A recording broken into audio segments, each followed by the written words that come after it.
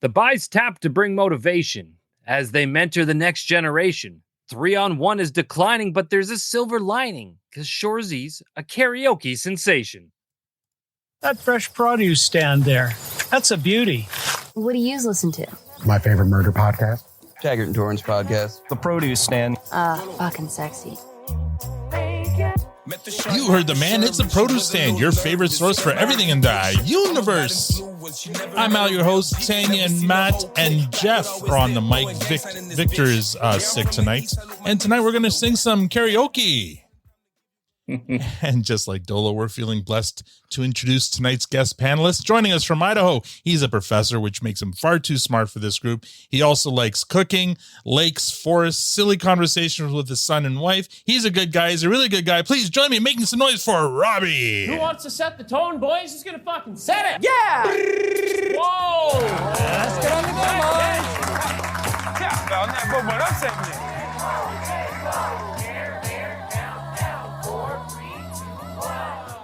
This team will never lose again. Welcome back to the Produce Stand. Robby, how you been? Pretty good. How about you? You know, hanging in there. Way to bring the energy, Robby. Yeah. Shut the fuck up, man. I'll pick you up on my shoulders again. All right. There we go. I you know what? He's going to helicopter the shit out of me. I was going to say, this is the perfect episode to have Robby on because of the episode. So we're going to talk about it. Don't worry. We're going to talk all about it. But anyway, it's great to have you here. Jeff is filling in for Victor tonight because Victor is sick. Apparently he's lost his voice. I mean, so actually that's the Victor I wouldn't mind having on the podcast. It's a gift to the world. Yeah, exactly. Right? He could have been like a Pootie Tang where he just, his debuts. Yeah. Anyway. Not a tay. Let's get this rig rolling. Here we go. Tonight's lineup is going to be, you know what? It's going to be Jeff, myself, Matt, and Tanya. Jeff, how have you been, bud? That's like an assassination attempt right off the bat, man. I know. Well, it was supposed to be Victor, but I'm replacing Victor's name with your name, so you get to go first. Oh, you don't get a big intro or anything. You just have to move in and assume the part. Yeah, exactly. Take over flawlessly. I got it. I got it. No, I've been good. A little tired. I was talking to Al about it a little bit. The pre-show is we getting ready to move my mom. She's 80, and we're going to move her into a nice retirement apartment about 10 miles from my brother, which would be great because right now she's like, 100 miles from me, her next closest family. So that'll be fun, but it's moving, all the stuff she's accumulated over the years, and her generation is the type that never throws anything out. Yeah. So there's her generation. Well, I mean, I can't blame it solely on her because I'm finding stuff that we've got there. Like, I've got it downstairs right now. I've got an original Nintendo Entertainment System. Oh yeah. Down there, I had a Sega Genesis that I already gave to Buddy Jera that we pulled out of there. But cups from the McDonald's when they did the Dream Team. Oh wow! Oh my God! Yeah, I gave all those Jera. So just a ton of stuff. That's crazy. No, I mean, other than that, we're officially 6 months away from the big Mark Forward show. That's right. So, guys, it's on the calendar, and I'm counting down everything. I'm looking forward to it, but I don't want it to come too quickly because that would mean summer would be over already. And We're just getting there. And we're just getting there. Yeah. This is going to be amazing. If I can pull off everything I've got planned, I mean, everybody's going to have a great time. So, I was in Moncton, New Brunswick, not last weekend, but the weekend before. I went up there for Jerry D. Saw him perform. Great show, guys. Yeah. If you ever get the chance to see him, he is fantastic. And it's good for the entire family too. It's not like Jerry D's hilarious. I remember seeing him on Last Comic Standing. I want to say like one of the early seasons, and he did pretty well for himself considering he was Canadian, going up against all these American comedians. I think he made like the top, whatever, the final few anyway. But yeah, he's pretty funny. I could definitely see why. Cause I mean, he was very I've seen quite a few stand-ups in my lifetime. I'm going to put him probably number 2 behind my man, Mark Forward. Oh, wow. It was just that good. Yeah. And then, other than that, what else do we normally talk? Oh, weather's been great. I've been getting out and doing a few walks already, getting the springtime jam already. 50-degree days here in Maine in March. Can't go wrong, guys. It's very nice. And other than that, TV, I started the new season of The Righteous Gemstones. If you guys haven't watched that. So is there like a new season? 'Cause I thought it was all caught up. I didn't know that there was like more seasons going to be made. I thought it was done.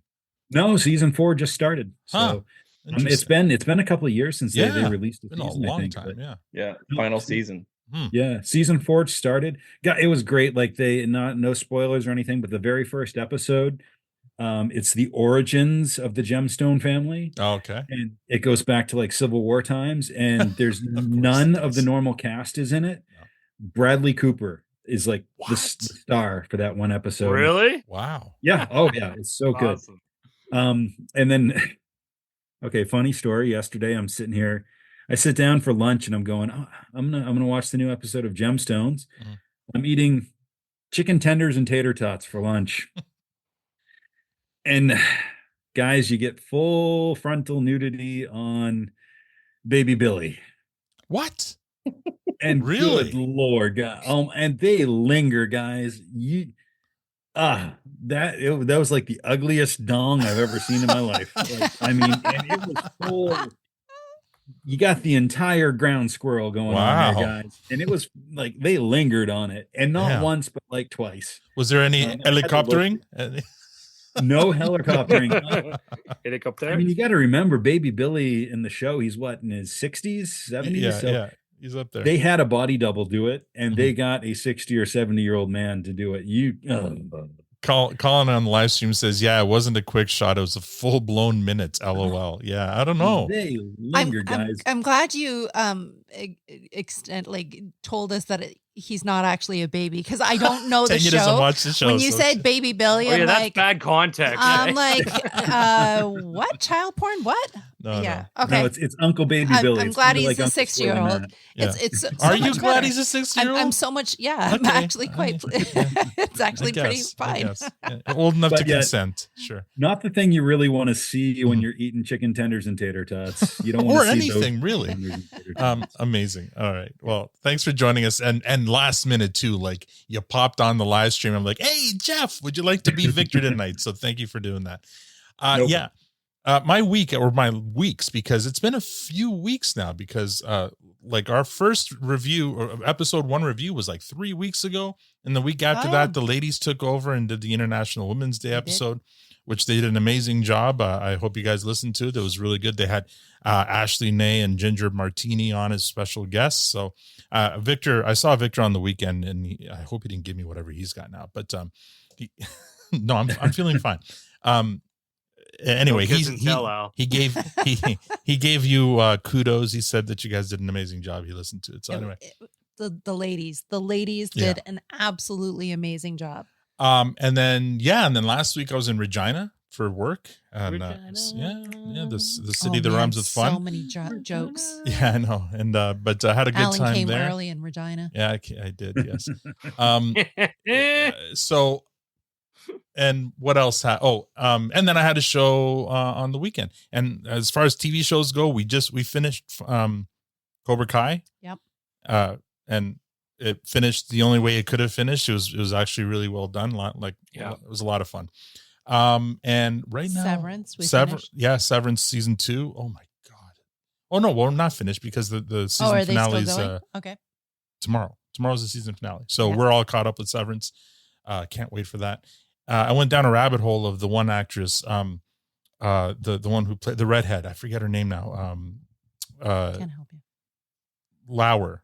Her last name's Lauer. It's spelled lower, but it's pronounced Lauer. Anyway, she's a very interesting person, and actually, she's got a movie out set in Toronto, something Miriam. That looks really interesting, kind of dark, but anyway, she's an interesting person. I saw some of her interviews, and she's really getting used to the whole stardom thing, because up until now she's been kind of like independent movie person. So Severance has really put her out in the spotlight, and it's interesting to see her struggle with that. Hey, buddy, Robby's son is in the shot.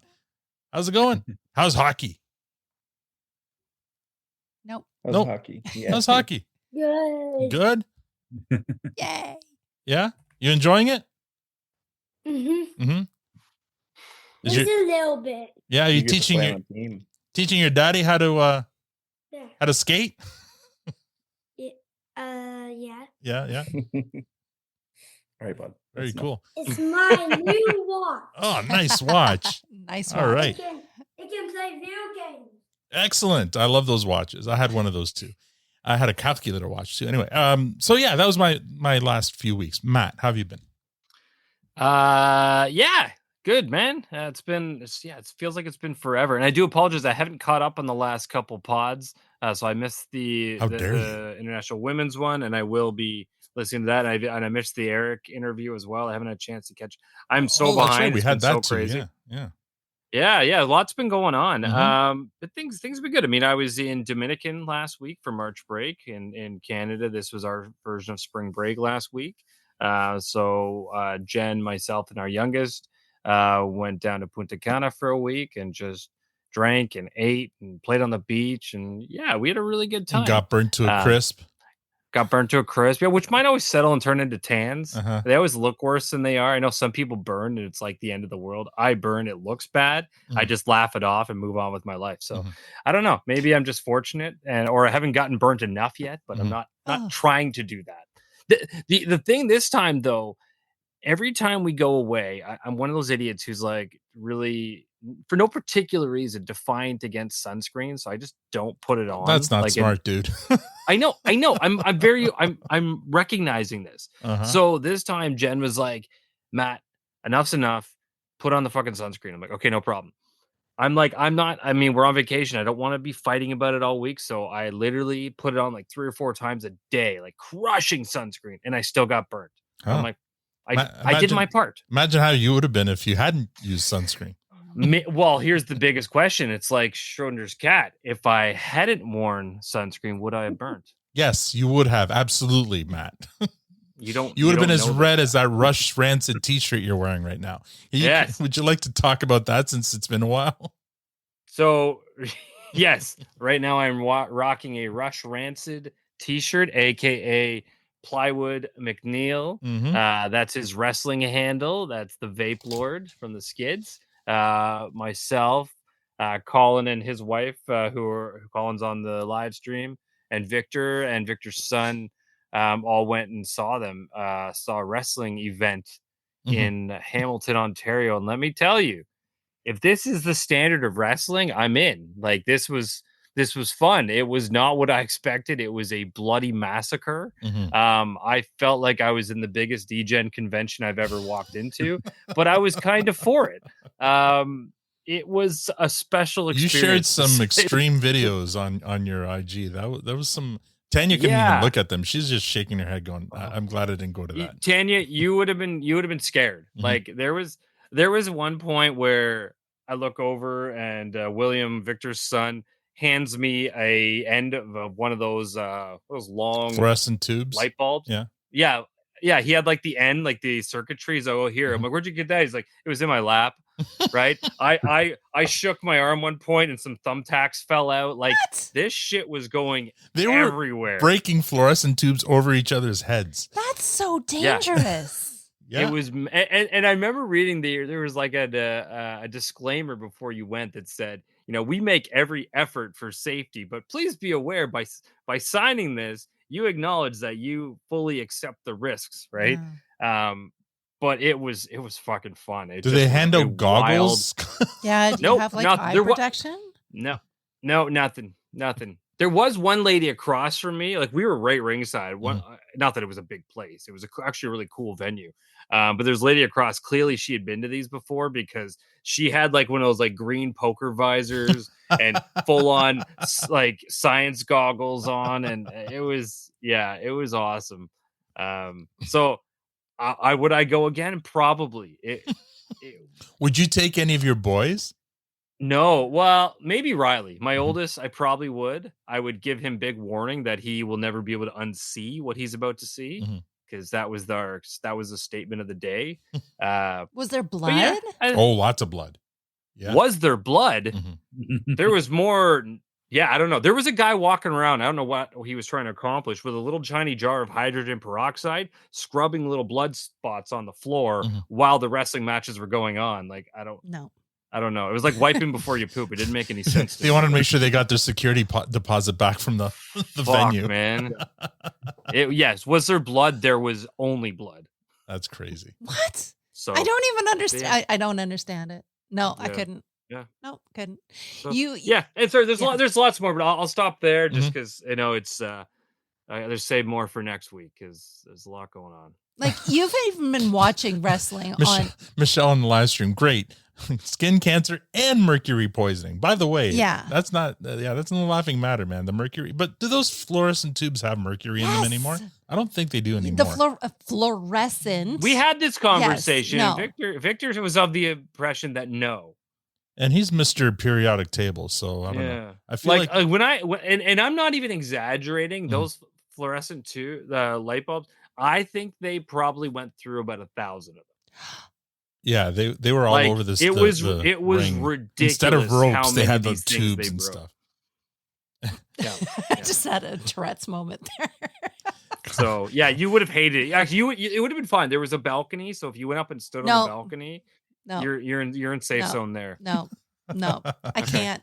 No, because Alan's even watching this wrestling show right now. The LFG, yeah. And I've been like cooking dinner and catching little snippets, and I'm just like, I don't get it. Is it real? Like wrestling's real. There is like an actual sport, wrestling, and it's in the Olympics. Yeah. That is real. That's real, yeah. But the stuff you see, that's wrestling.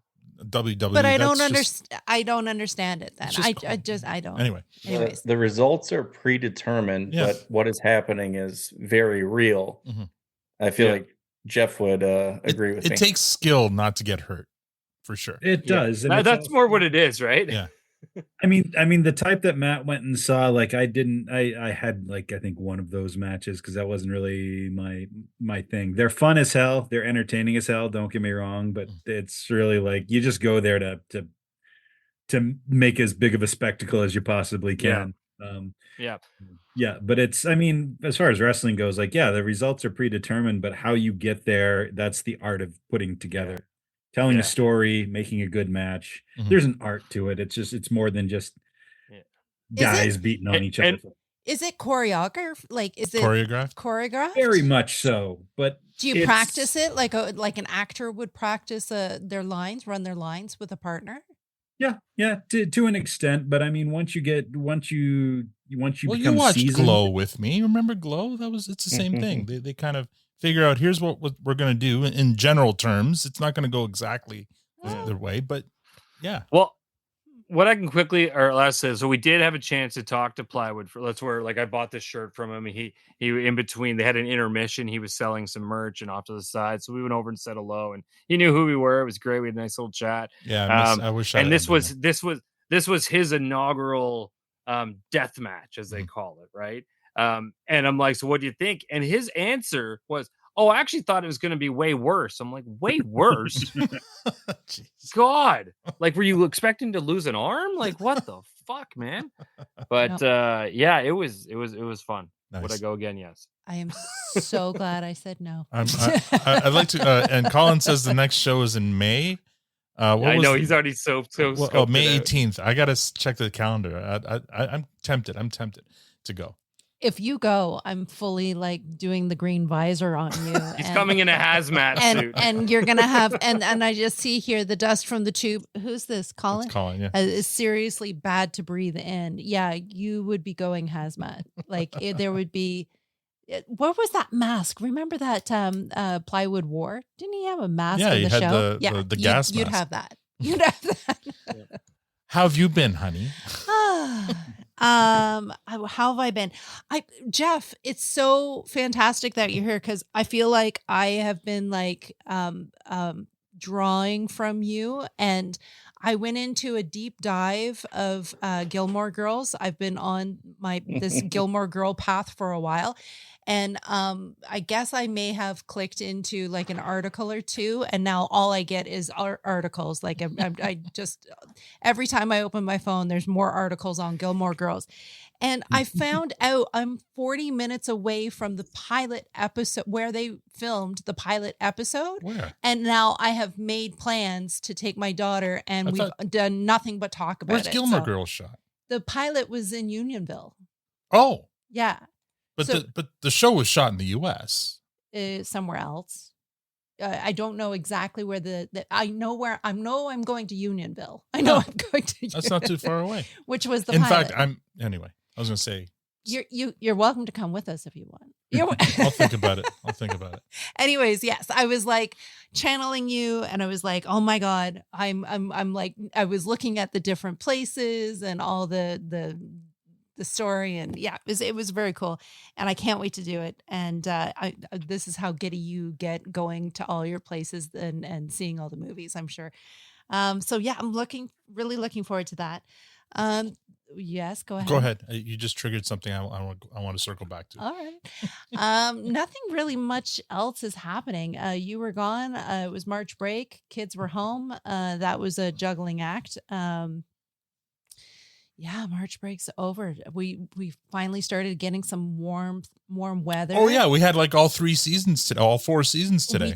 We did. Woke up in the morning. It was like 12 degrees. It was really nice. Beautiful. Then it rained a bit. Then it rained. And then it snowed. And then it snowed. All in one day. At 6:00. It's crazy. We've had all the seasons. But all of our deep snow is finally gone. Yeah. So that is so nice to look out and not see it's as much as it was fun. So you reminded me, and I want to quickly so we can get to Robby, but while I was in Saskatchewan, I had to do what Jeff would have done. I was less than an hour away. You were channeling Jeff too. You were going to mention I drove down to Rouleau because that's where AKA Dog River, that's where Corner Gas was shot. I had dinner at the Dog River Hotel, across from the Dog River Howler, across from the community center. Walking through Rouleau is basically like walking through a movie set. I drove past Oscar and I forget her names. Emma and Oscar's house.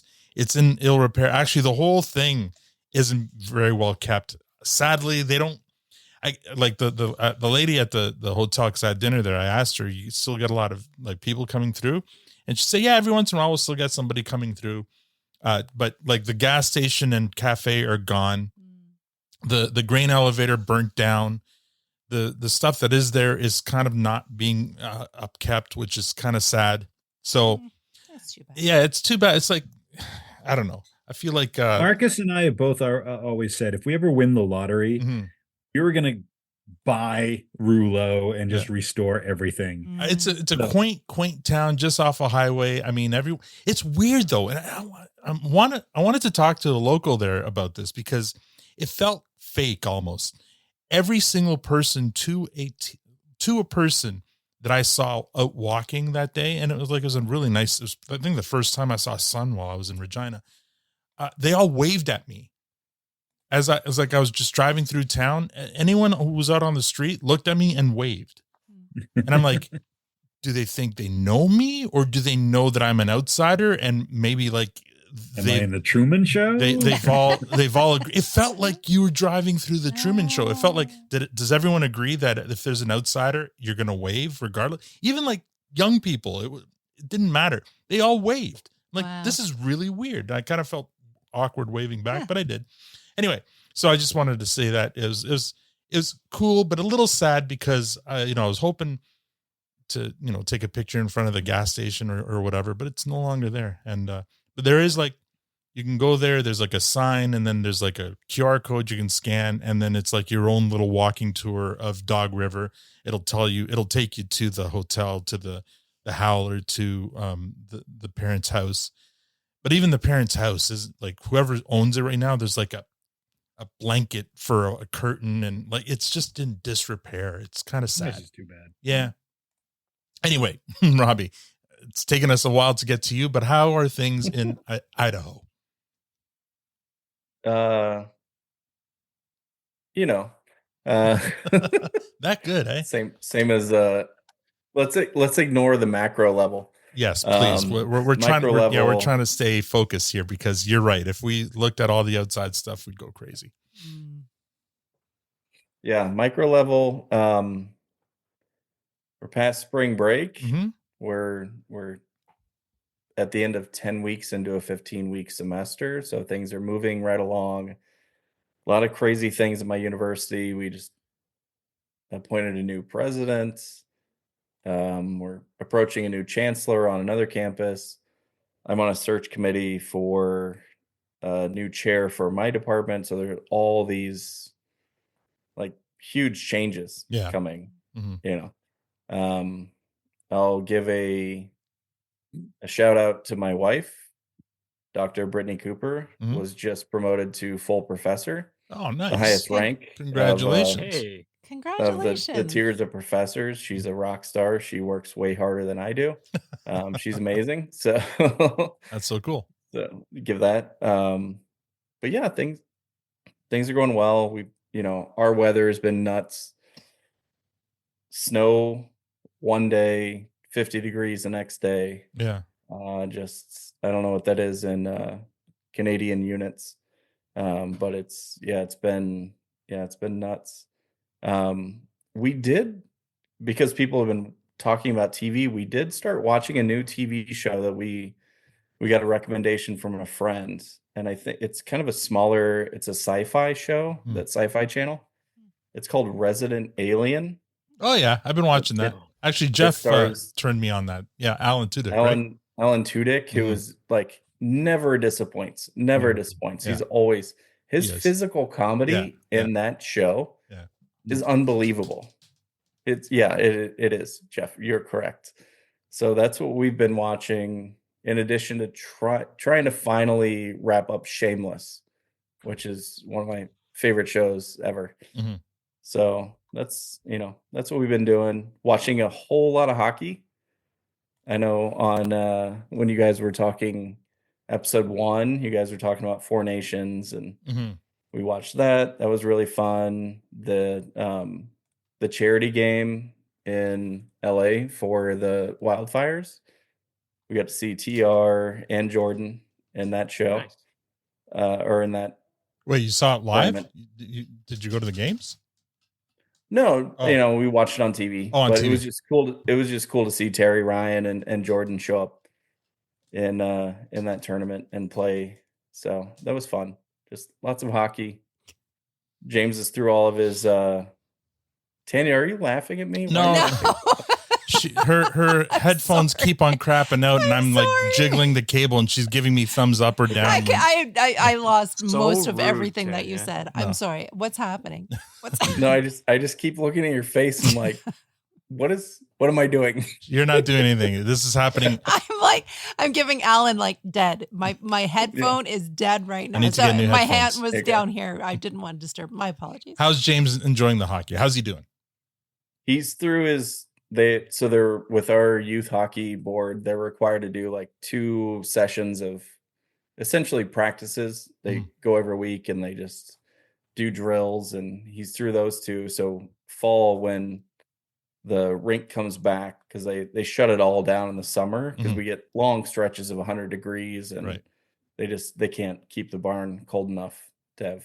They basically turn it into a roller rink in the summer. But he gets to come back and be on an actual team in the fall. That's awesome. And we did see we got to see his first kind of scrap. What? one of his last practices. I'm sitting there watching, and this other kid is about the same size, keeps coming and pushing him, keeps coming and I'm watching James, and he's like trying to just get away from this kid, trying to skate away from this kid, like, all right. And the kid won't stop kind of, pushing him, bumping him.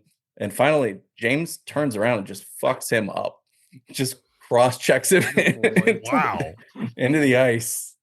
And I know you don't want to see your kids, going around, beating people up, but I was like, good for you, bud.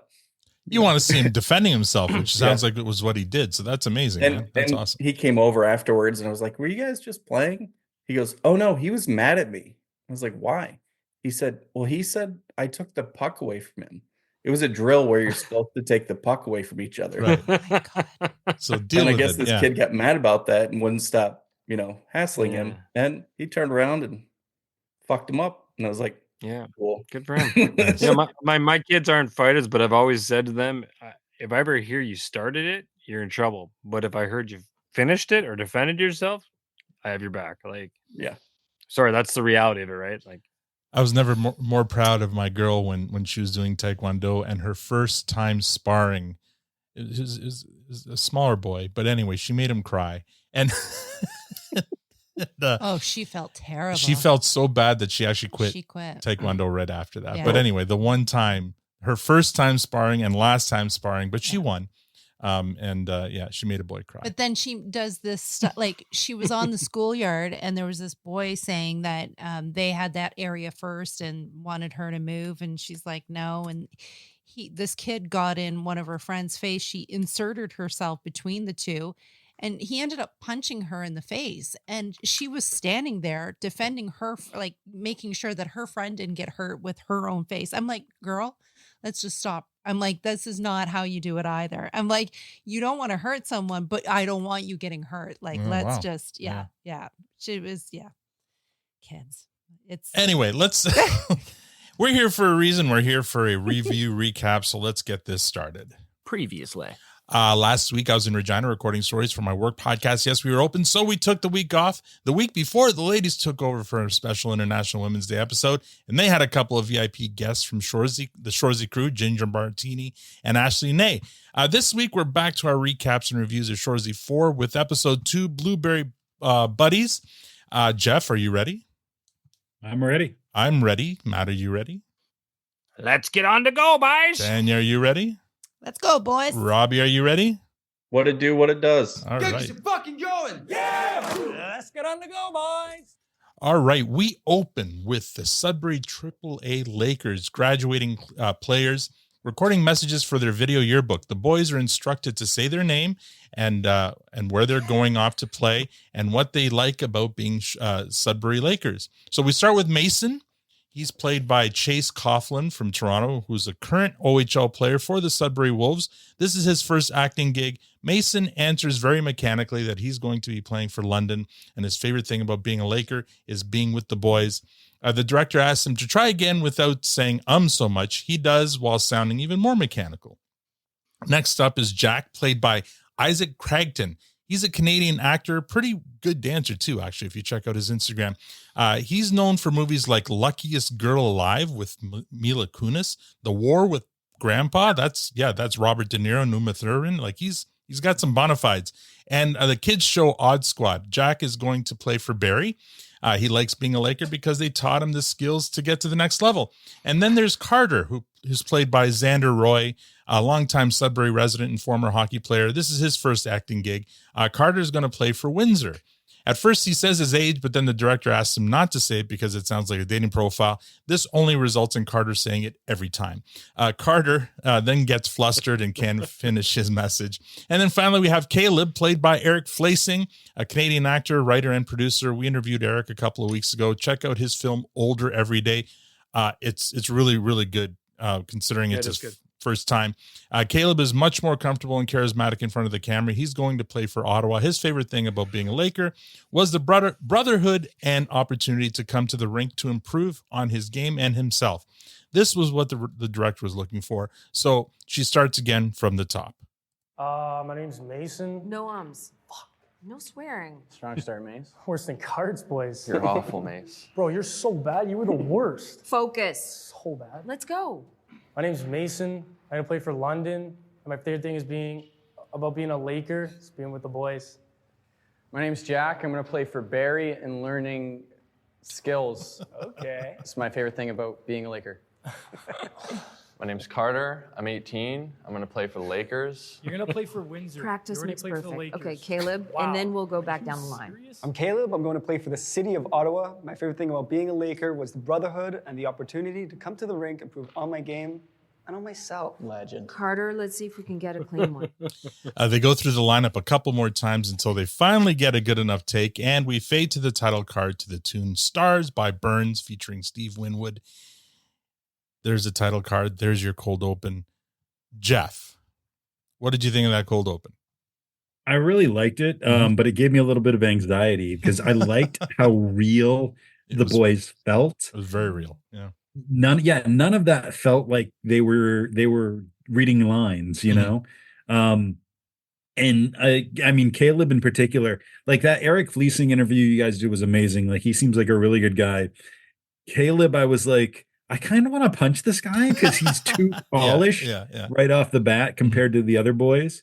But it was great. It was very funny. Well, and I thought he was the only actor of the four because the other three were so mechanical. They're like, well, they're obviously actual hockey players with, very kind of, but yeah, the second guy, Jack or whatever, is the most established actor, I think, of all four of them. So kudos to them. And I think Eric did say in his interview with us, they did that scene twice. Right. They did it. They got it the first time, and then the second time for safety, he said, and that was it. I was like, So, wow, that's impressive. Yeah. Kudos to them. I mean, I guess the whole point of the scene is that they are nervous and supposed to be fucking up, but it was fun. I think it might have gone on maybe a little, like one time too long, but Matt's shaking his head, but that was I was like, oh, they're doing it again. So it's one of those things where I guess they were trying to make it even funnier by through repetition, but it was interesting how they did that. Matt, what did you think? Chef's kiss, man. Yeah. I fucking love this opening. They couldn't have brought these boys into the show in a more perfect way, right? Mm-hmm. Like it looked like they're in either at the rink or I'm assuming they're at the rink or something with a background. Yeah. Sort of almost looks like an iPhone shooting this little event. It felt so real. Like Jeff said, these guys sold it hook, line, and sinker. I couldn't stop laughing at the back and forth and the chemistry between the four of them. No, did it go on too long? No, not a chance. I think they absolutely nailed this cold open, in my opinion. Okay, 10. I agree. It actually went the perfect amount of times because I fell for it, hook, line, and sinker. Like I actually verbally said out loud, "No, Carter, not your age." Like, right? Yeah, you're like yelling at them. You're like, "Come on, dumbass! Like, get it right." I lost my hearing again. Oh Jesus. Yeah. I was just like, it was so funny. I laughed and I was verbally trying to help Carter, even though he wasn't listening to me. And Robby? Oh, it was great. Al, I'm a little bit more on your side. It went on a little long, but it was great. I think you guys can be wrong. That's fine. Shut the fuck up, Matt. I will. I will do that right now. Robby understood the assignment here. No, it was great. I think we've seen this a lot of times with Jared just kind of making fun of the stereotypes of Hicks or hockey players or whatever, and he's making fun of these little white boy hockey players who all of their names are like Connor and Carter and Mason and Zane and Xander. Yeah. And it just kind of like... Actually, Xander, I think, is his real name. Yeah, well, I didn't think of that name until you just said it. Yeah. But yeah, they all these tragedy names for some reason. I don't know if you guys know that subreddit, but it's hilarious. Okay, no idea. We'll have to look it up now. Yeah, no, I thought it was great, and I think there was foreshadowing that the one kid they didn't point it out immediately, but he's weird because he's the tendy. Yeah, we don't find that out just yet. We're going to find that out in a second. Sorry, I'm just doing a quick. I love the scramble here. Headphone change here for Tanya. One moment, please. We're doing this on the fly. Talk amongst yourselves. Yeah. I'll give you a topic. No editing. I refuse to edit. Damn you all. Oh, got it. But- Whoa. Yeah. That's what you guys sound like. I will say, Jeff, your comment around the anxiety in this scene is spot on as well. That in conjunction with what Tanya said about just like wanting to yell at him, like, yeah, you're hoping they're gonna get it right. But just their reaction to each other too, laughing and goofing on each other, it was so natural for sure, very natural. Yeah, and how proud they were when they finally did it. Yeah. All right, here we go. Scene 1. We come out of the opening title to Nat's office. He's sitting there. Shoresy is sitting there looking very pleased with himself, sitting across from Nat. Beside him is Jill. She's making her case for why she wants Shoresy. Shoresy? Shoresy. You want him? I do. For what? Remember our conversation a while back? You said. I know what I said. Trying to get the kids focused on the game again. Try to get them focused on winning. We thought about a hockey school. Get as many involved as we can. But we ran into some trouble with the select 4 from the Sudbury Lakers AAA program. They're at an important spot in their development, and they need personal attention. So, Nat, we want to partner with the Bulldogs, some real champions, on a mentorship program. Nat informs Jill that they only have a handful of players actually in Sudbury right now. Everyone else has gone home for the summer. Jill's satisfied that Shoresy and a handful of players will do. Shoresy's smugness just gets even more overbearing. She said she wants them to be all exactly like me. That's not what I said. You said. I know what I said. I'd like them to listen to you more. Ballpark? Nat asks Jill who the kids are. Jill is, of course, referring to the 4 players we met in the cold open, Mason, Jack, Carter, and Caleb. They're top prospects, all leaving town next year to play junior in the OHL, which is the Ontario Hockey League. But they're distracted. When Nat asks by what, Jill answers. You know what Sudbury's like in the summer. 10s everywhere. Hockey players always find trouble in the off-season. 10s all over the place. They need hockey to keep them busy. These guys are elite with a massive year on deck. But they're dogging their summer skates, they're skipping their workouts, they're uninspired. All it's summer in Sud Vegas. Will you help us? Shoresy says he's already got a job with Bro Dude. Jill asks him, does he really want to go to TV land? Shoresy admits he doesn't know where to go. Jill tells him to go where he's needed. Nat steps in. Of course they'll help. For the community, by the community.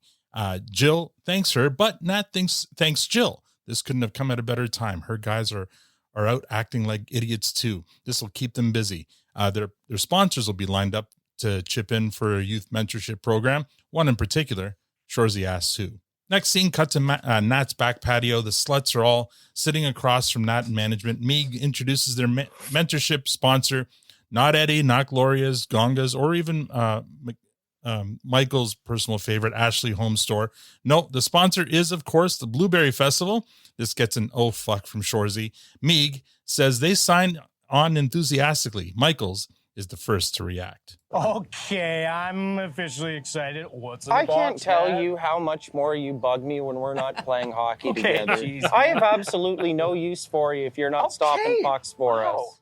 Nat continues, much like the Big Brothers and Big Sisters of Canada programs, they will hence be known as the Blueberry Buddies. The sluts take a moment to let that name sink in. Then they provide their constructive feedback. Blueberry Buddies. Yeah. Nah. Blueberry Buddies. Yeah. No. Not the Bulldog Brothers or Bulldog Bros. Bulldog Boys. Shut the fuck up, Michaels. Is that a long sleeve golf shirt? We're going to be the Blueberry Buddies. Shut up and put the shirt on, slut. Don't think I ever seen a long sleeve golf shirt, boss. Golf's unbelievable. Well, boys, who'd have thunk it? No-show champs, and now we're pomegranate pals. You know, even the Blueberry Besties. No-show record holders, and now we're passion fruit friends. They're like Blueberry BFFs. National champs, and now we're cherry chums. Let's just run up the flagpole, see if it waves. Shoresy gets up and storms out. Zeke asks him where he's going. He wishes he was going tubing, as do the sluts, but he's going to Bro Dude. Hitch challenges them. What if he doesn't want to be a Blueberry Buddy? Zeke asks him, does he want to go to Weird Sudbury? Cut to a shot of Weird Sudbury, a woman dancing with a python, other scantily clad women, plus a furry and a contortionist. Hitch reconsiders. All hands for the Banana Brotherhood. Nat thinks this is a good idea. Next scene, cut to Nat and management storming through the halls of the Sudbury Arena. This was a bad idea. We don't simmer. Bad, bad, bad. Settle. I don't believe this. You better believe it. I just do not believe this. Take a deep breath. Try to do something good, and look what happens. We don't know what it is yet. We know it ain't good. But do we? It can't be. Okay, stop. Repeat to me exactly what was said to you. Complaint of a sexual nature. I'm gonna fucking puke. We don't know what it is yet. We know it ain't good. But do we? It can't be. Let's go. Nat storms into her office, followed by the management team. Goody, Hitch, and Dolo are standing there looking hella guilty, wearing their Blueberry Buddies long-sleeve golf tees. I'm going to try and stay calm, but I am terrified. You have been mentoring these boys. Teenagers. For 2 days. Less. You haven't been mentoring these guys for 2 days, and already we have... I can't even say it. Complaint of a sexual nature. Meeg, who asks who the guilty party is. Hitch assures her it wasn't one of the buys. Meeg asks again, who? It was one of the boys. What? What? What, one of the boys? Well, as Ziguan already established, they're teenagers, so they're not boys. Don't be a smartass slut. But if Ned insists on calling the boys boys, Who was it? then yeah, it was one of the boy buys. One of the players? I don't think it's that confusing. One of the Lakers players? I think they're the ones making it confusing. Yes, one of the Lakers players. For what? I was only trying to play by their rules and wants a boy and wants a boy. I said guys. Zeke demands to know which of the boys did it. Helicopter. What? Hélicoptère.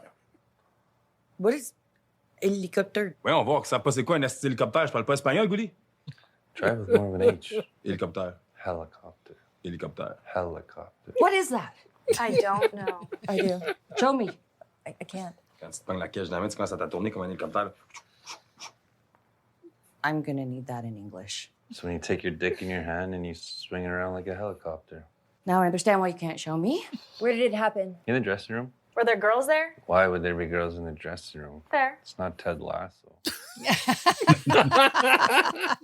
So good, so good. That was the complaint of a sexual nature. Nat was so relieved. They don't even want to know where her mind went. Meeg asks for a report from the sluts on how things are going so far. They think things are going well. They just skate the shit out of the boys. That doesn't sound nearly as fun as tubing, though. Next scene, cut to Bro Dude's set. Anik and Emma are plotting their next move. They've already shown Shoresy can loosen up and be himself. They've seen that he can banter and trade jabs, but they need more tension. He's most entertaining when he's defensive. They want to see Shoresy squirm. They threw him to the rats with Avery. Now they're going to throw him to the wolves. Anik asks Emma what she has in mind. Cut to scene 5. Cut back to Shoresy's apartment. The sluts are all sitting in the living room. Goody's trying to teach Dolo how to say helicopter more clearly in English. Shoresy can't get over how that gets you a complaint of a sexual nature. Hitch asks Shoresy for help. He doesn't feel right going where the boys are to tell and tell them not to helicopter when they're I can't even read that. When he himself used to helicopter when he was at that age. So did the others, except for Goody. He was more of a brain guy at that age. That's where you pull your ball sack up over your dink. Shoresy was doing that too. Dolo never did, though, because they started making fun of him for being too good to brain, but Dolo explained he couldn't because his dink was too big. So the sluts begin reminiscing about the good old days. Ever pull your dink over your wrist and ask someone to tell you the time or what? I was more the guy that would just tuck the whole thing between my legs so it looked like a snapper. Oh, you don't say? Yeah. Imagine that. Me son, the boys are in deep and we need some help. Genre, Chris, il vient d'hélicoptère. Helicopter. Take 10 teenage boys. Fucking 9 of them are helicoptering right now. That's a lot of helicoptering. Our dressing room sounded like Black Hawk Down. I bet if Dolo tried it now, he might even take flight. Hitch once again asks Shoresy for help with the buys. Shoresy complains that it's kind of tough being Blueberry Buddy and working for Broded at the same time. He had planned to spend the afternoon with Big Sexy. Hitch reminds Shoresy that he's their leader and they need help with the buys. Are you okay there? Next scene. Cut to the sluts and the buys in the locker room. Shoresy, you broke her, tries in vain to learn the buys' names. He guesses that Mason must have been the one who helicoptered. It wasn't him. It was Jack, which surprises the sluts because Jack looks like the biggest nerd of them all. Shoresy asks Jack to explain himself. We're doing a conditioning skate. Another one. What? Doing a lot of conditioning skates lately. Cardio, c'est bien important, boys. We get skated by our winter team 3 times a week all summer to stay in shape. Oh, okay. So right now you're getting skated by your own team and getting skated by us? Blueberry Buddies. Huh? In the middle of summer, yeah. All right, I understand why you said it like such a little content. Coach is such a loser.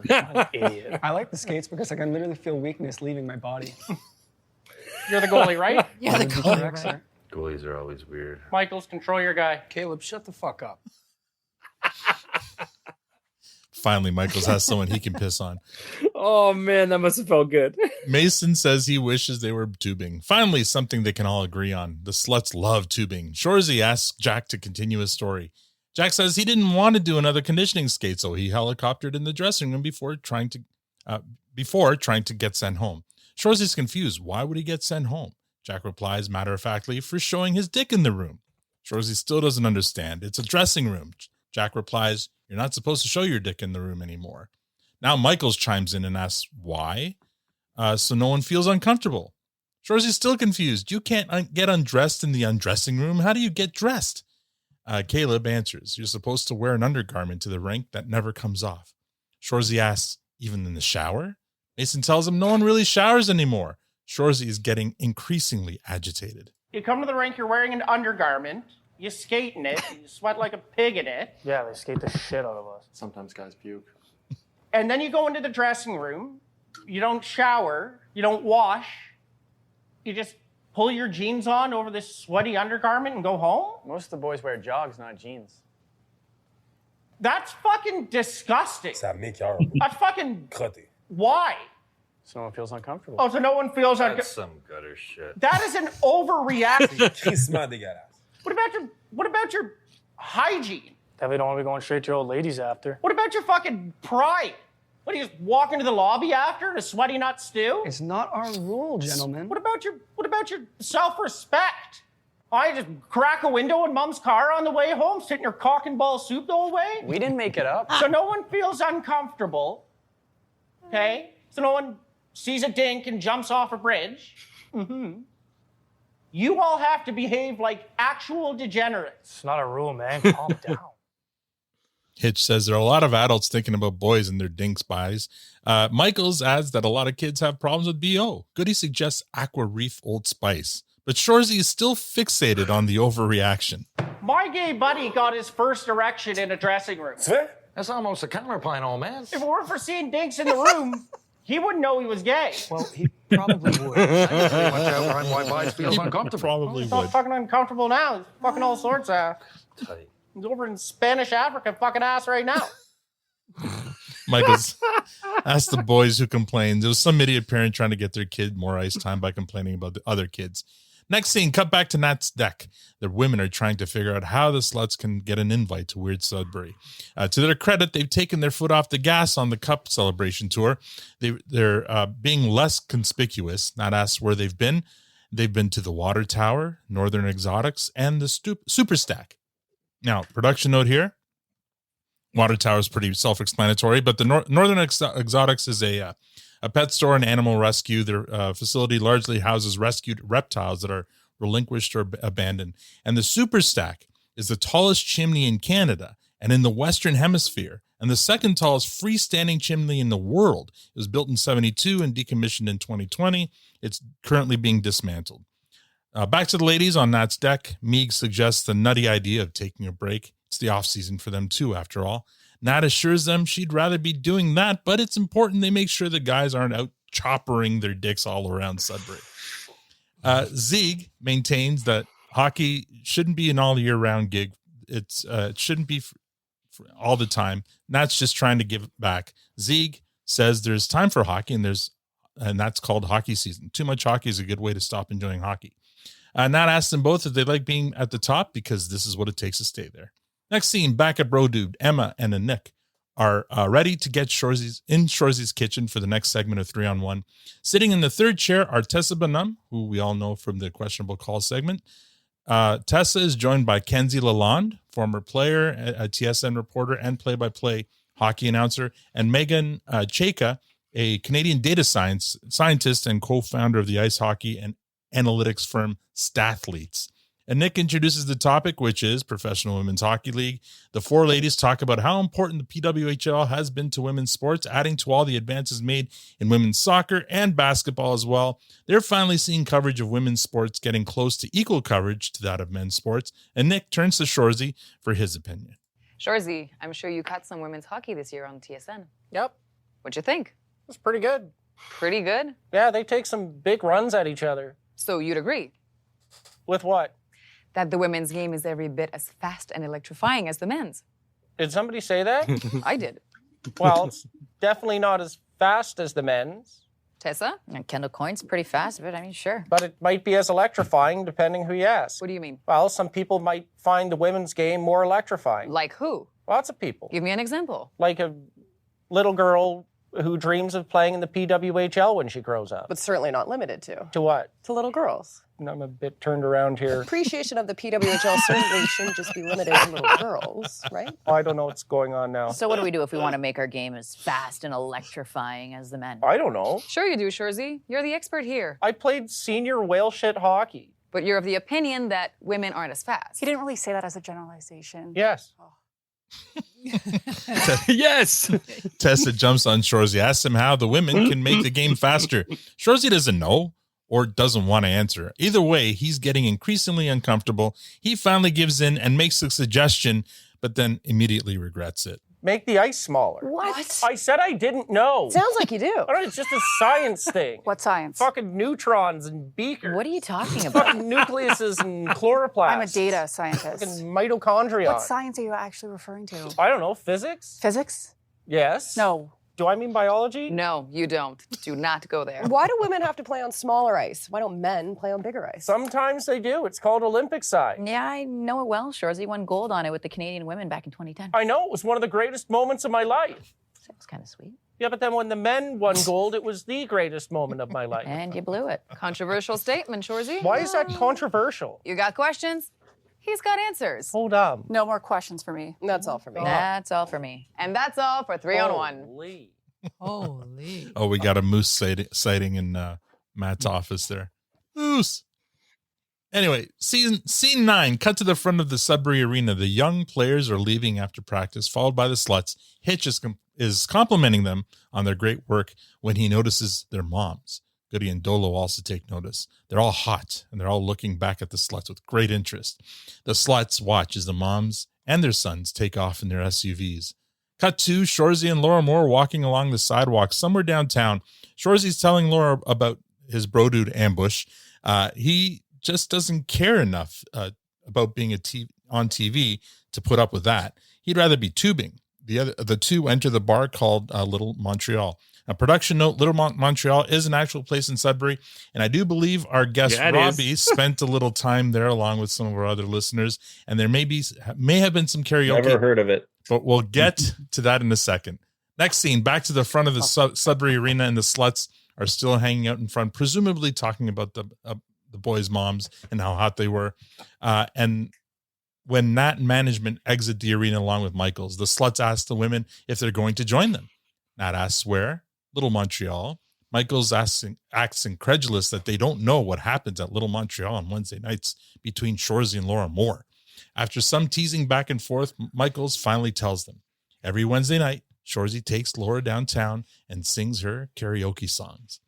The women look at each other in disbelief. There's no way they're missing this, and they all run to Little Montreal and cue You Live, You Learn by Alanis Morissette.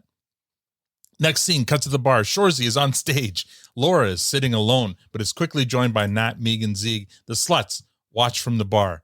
It's an amazing scene.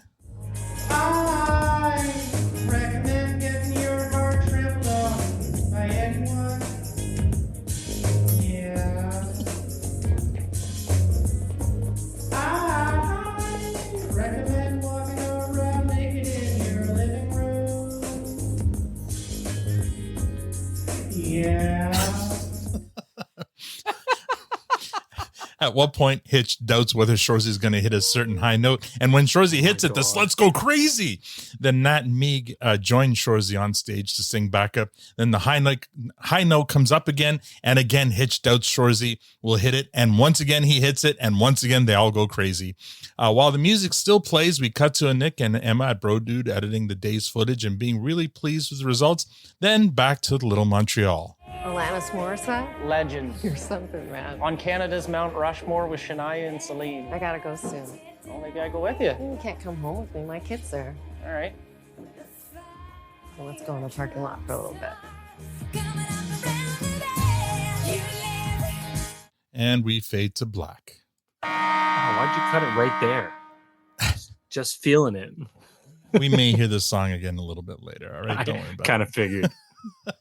All right, that is the that's the episode. We start off with our initial thoughts, no ratings, no MVPs, and Victor, aka Jeff, you're first. Yeah, so let me see. I like how they're segueing Shoresy into the next phase of his career. So we went from the hockey player to the personality and now transitioning him into the coach. I don't like how they keep calling Sudbury Sud Vegas. Summer in Sud Vegas. I feel like that's kind of too cliched. but at the same time, we do that here in Maine all the time. I don't know if that's like, I mean, evidently it's something that they do all over the place, because we probably have half a dozen towns in Maine that we call, something Vegas. We've got Skowhegan, we call it Scow Vegas. Yeah. For really quick support of the comment, I hear you, but a friend of mine is from Sudbury. He doesn't even watch Shoresy. I know this because he and I have spoken about this. And he reached out to me a while ago and said, "Hey, are you heading up to Sud Vegas at all this summer?" Right? So it's a term that even they use. So Gotcha. No, I mean, it's understandable too. I mean, like I said, we do it here in Maine, and obviously if they do it, they did on the show, and they don't know shit about me or Maine, it's it happens. So I just felt, it was a little bit of a cliche. Shoresy taking the piss out of Michaels is amazing. That was a highlight of the show. The Blueberry Buddies is the best, worst name ever. And it really reminded me, I mean, it was a nice little kind of callback to the very first season of the show. Hitch. Okay, Hitch and the boys trying to explain what was going on and failing so badly that you need the Frenchman to step in and try to clear things up. And then ultimately, I think Goody is the only one who kind of saves the interaction in any way. All-time great Shoresy scene right there. Sweaty Nut Stew and Cock and Balls Soup made me cackle the first time I heard those. And then every single one, okay, this is going to be not really a complaint, but a complaint. Every single one of these episodes this season gives me like half a dozen new locations that I need to visit the next time I'm in Sudbury. It's frustrating, but it's exciting at the same time. I got to say, the weird Sudbury, that B storyline is not holding me. I know where it goes because I've sat there, I've watched all the episodes now. You're just not a fan of it, not really holding me. And then I need to say, okay, so Shoresy trying to not get himself into trouble there near the end, and talking about the women's game. Yeah. So it shows growth on Shoresy's part, but I also think it shows some growth in the writing, because if you remember right, I think it was back in maybe season 8, season 9 of Letterkenny, and they did the guys versus girls match that really fell flat for a lot of people. It's like, what was the point of this if you're just going to make the girls look like humiliated? Oh, Victor hated that episode. Yeah, he was not a fan of that episode. Yeah, so I got to say, I think this shows growth in the writing of both series. So from one to the other, but yeah, I think that's my overall assessment. The dialogue in that scene where it's the 3-on-1 reminded me of Shoresy's Too Hard date from Relationships, where he's being kind of grilled by a stronger woman, and he's kind of like regretting some of the things he's saying or not saying or thinking or whatever, or trying not to say the wrong things. But he's being asked, or he's being forced to say something, and he'd rather just not say anything. Right. And I feel like the dialogue in that scene in Relationships and this dialogue, same thing. And I loved both those scenes. It's so really well written. Complaints of a sexual nature. I loved that.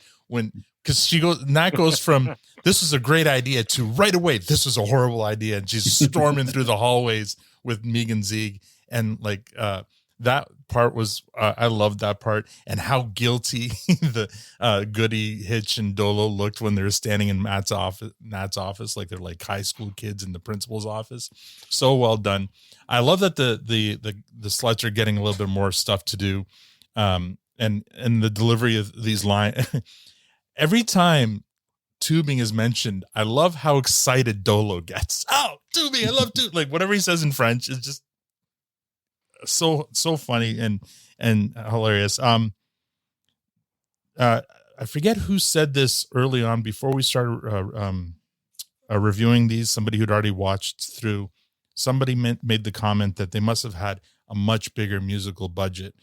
And I mean, you can't just, when you get a full Alanis Morissette track on your episode, that couldn't have been cheap, unless she was doing it, because it's a Canadian show and maybe she gave a bit of a hometown discount, but still getting an Alanis track on your TV show cannot be cheap. And the one off the top was a Steve Winwood song too, which, yeah, he hasn't been around for a while, but it's not the unnamed or unknown bands that Jared usually picks for these. So yeah, this season seems like they're spending a bit more on the music and the helicopter bit. I think Mike said it in the live stream, one of the funniest of all season, and I can't disagree. Like it's so good, it's so funny, and just the visual comedy too of them trying to explain it to Nat looking to Zeke and Zeke going, I know what it is, but I can't show you, and then not understanding why. Just so it's perfect. Matt, what did you think? Okay, you guys have covered a lot. Yeah. I'm going to try to make my notes are just I can't see it at all, but it's an absolute mess. At one point, I even tried to draw a picture of a helicopter, and it didn't look anything like a helicopter, so I scribbled it out.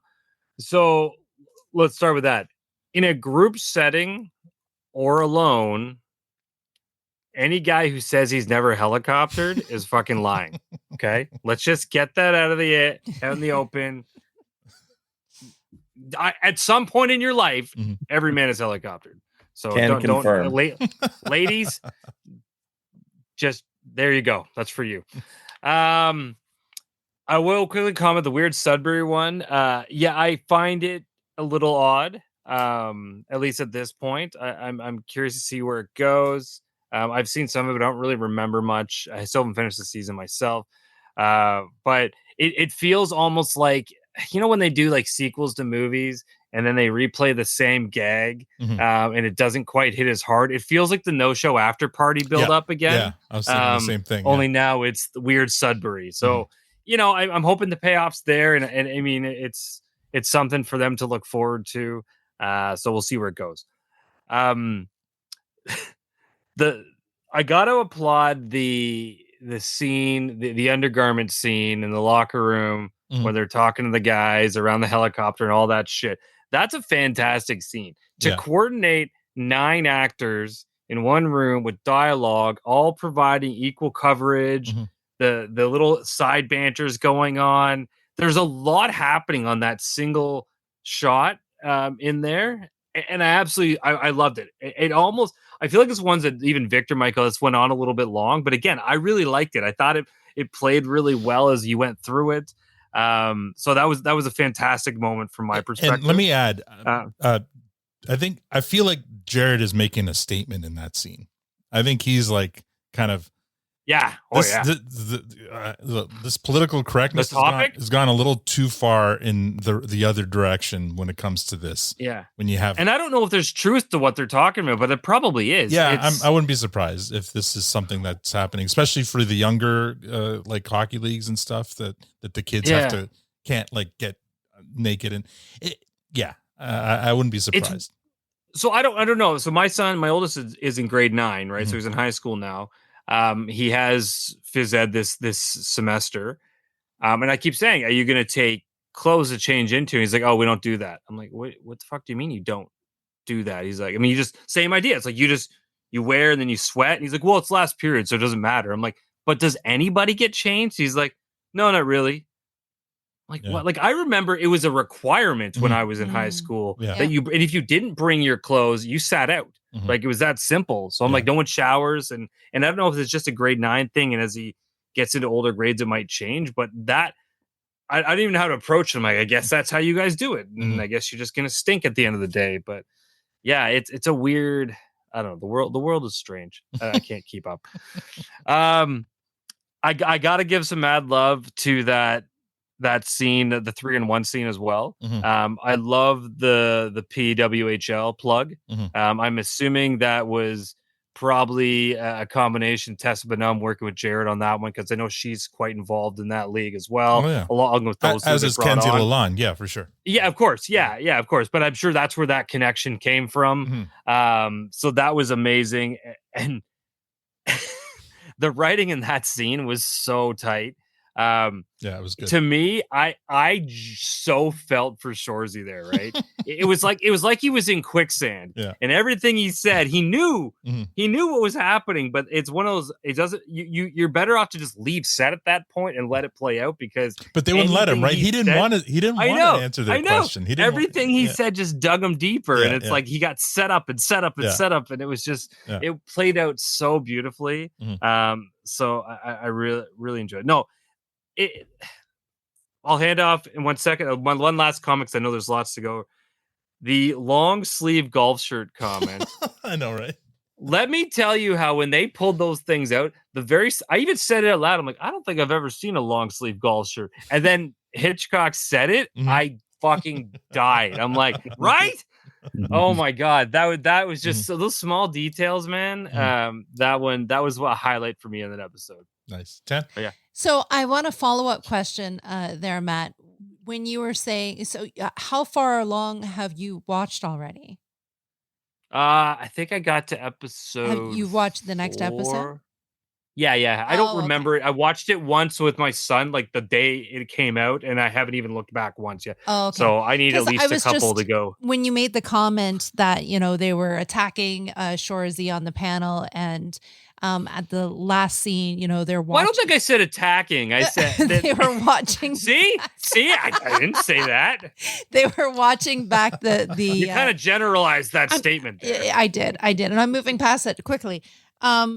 They were watching the clip, and I'm just wondering what the setup is, like how that is going to be used either against him or what they're going to do with it next. But I don't want you to answer that question if you already know what the answer is, because I don't want it. I don't. Okay. I do not, or if I do, I don't remember. There you go. This episode made me laugh. I usually try to keep all of my reactions to myself, because we then do this and I don't want to give anything away. There was no way you were not going to react to Shoresy singing karaoke. Oh my God. The whole episode, I was either bursting out in laughter or was like, there was never a moment that it was just so on point.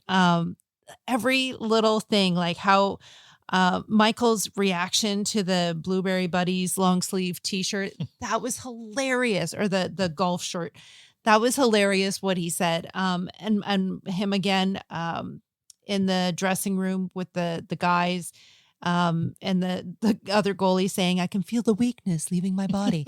and Shoresy saying, Michael, control your guy. Like, you must be the goalie. That was hilarious. The Black Hawk Down, come on. Like I laughed the whole episode, and Dolo would take flight if it was him. I have to say, I watched this episode more than once. I think I'm on 4 times. I watched she never does that. I never do it. I watched this episode, in fact, with our son while Alan was away on March break. I tried to get the Pody Award as best I could. And when he laughed so, I actually asked him if he wanted to review the episode with us, because he laughed so hard that he made me laugh all over again. And the whole helicopter, oh my God, this kid, I had to stop the TV because he was laughing so hard. I bet you he tried that as soon as it was he hasn't before. incredibly funny. I can't believe how much was in this one episode. Even when you were doing the recap, I'm like, where did it end? I don't remember. I thought I'm like, wasn't that the last episode? This was all in this episode. It was a meaty 26-minute episode. It was packed, absolutely packed. Because I forgot that Little Montreal was in this episode, as well as all the other things. It was it was great. I agree with you about the dressing room. I think him saying that's an overreaction. it must be a call to what's going on these days. I've not been in a dressing room for God knows how long, but it's pretty ridiculous if you're in for people not to be allowed to get naked in the dressing room. That's what the dressing room is for, or to have showers. Like that's just, that doesn't make any sense. It's literally the purpose of those rooms. Exactly. Yeah. But well, so go on. I loved even the comment about, and it was how it was the comment was delivered. The bit about girls not being in the change room, and he said it's not Ted Lasso. But it was under his breath how he said it wasn't just in conversation. It was like just how Goody has some of the best lines in this episode for sure. Was phenomenal. Yeah. And that little Montreal, like Shoresy, bravo, you carry the voice of the character and sang, and that was so brilliantly done. As what's his name was saying, they're all like the giddiness of everybody running over and they're gonna, mock him, and they're sitting at the bar and they're all lined up, and before he gets to the note and you pan over to them sitting in the seats, and it's like, oh, the boys are just gonna bust his balls, right? Break his balls. And he gets the note and they're cheering for him. And it was so. It just drew me in, and it made me happy, and I loved it. Well put. Robby, do you have anything left to add? That was a lot. It was. For sure. I thought the funniest thing to me the entire episode was Joe Dolo explaining helicopter, even though he couldn't pronounce it in English. But his what to me was the funniest thing of the entire episode. I just fucking loved it. Black Hawk Down, man. Tanya, I agree. I love understated jokes.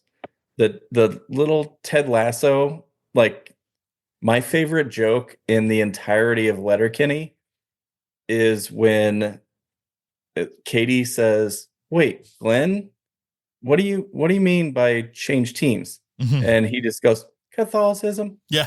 Like those are my favorite jokes. And so that this isn't Ted Lasso was like perfect for me. I just absolutely love that joke.